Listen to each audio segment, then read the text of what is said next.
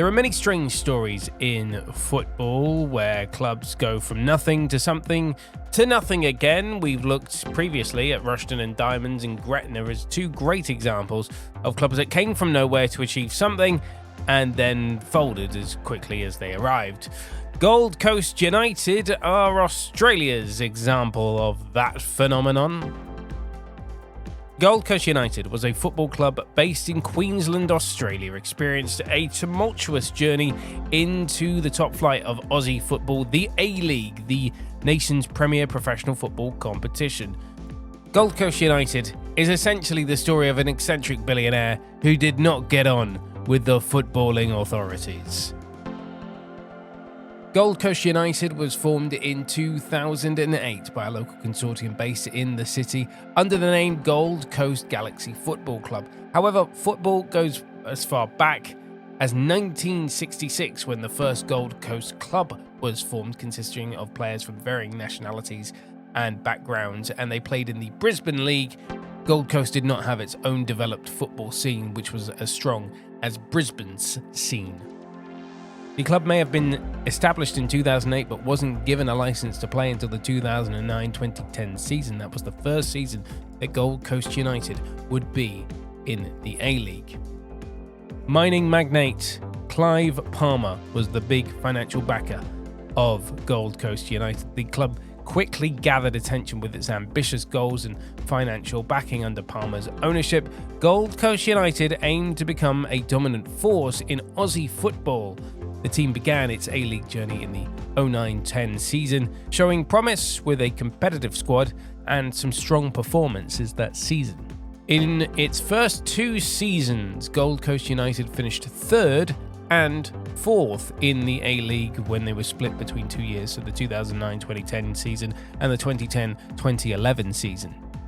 Despite its promising start, Gold Coast United soon became embroiled in a series of controversies and management issues. Its main backer, Clive Palmer's outspoken and often controversial nature, frequently put the club in the spotlight for all the wrong reasons, so much so that they are described somewhat as a joke, as a punchline in Australian football.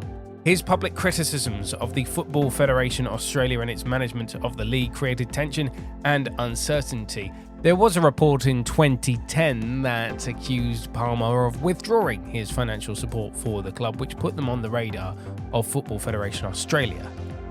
One of the most notable controversies occurred in January of 2012 when Clive Palmer made the decision to ban fans from attending a home game against Melbourne Heart.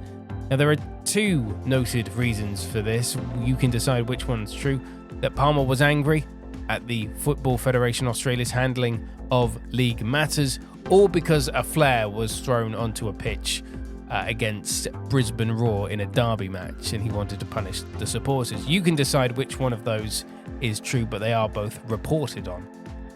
In February of 2012, the Football Federation Australia revoked the playing license of Gold Coast United for the A-League. As a result, Clive Palmer founded Football Australia, a competing and rival organisation.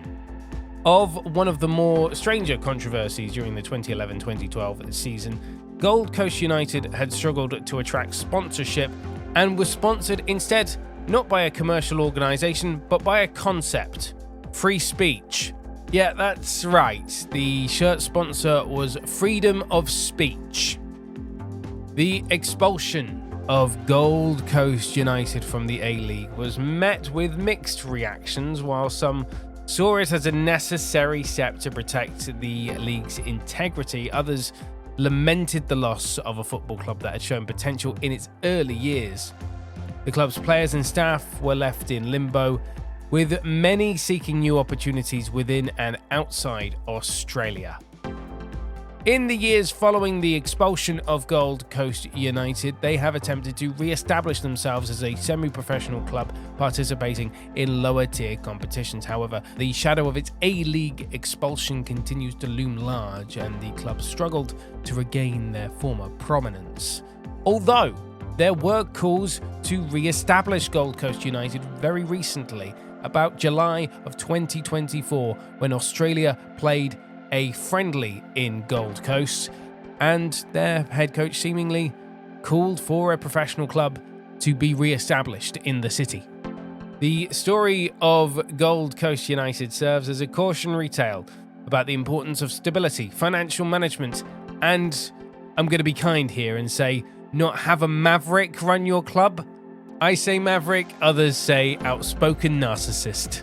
The club's brief but eventful existence in the A-League is a reminder of the challenges that new teams face and the consequence of conflicts between club ownership and league governance. Whilst Gold Coast United's time in the A-League Sun was short-lived, its impact on Australian football remains a topic of discussion and reflection.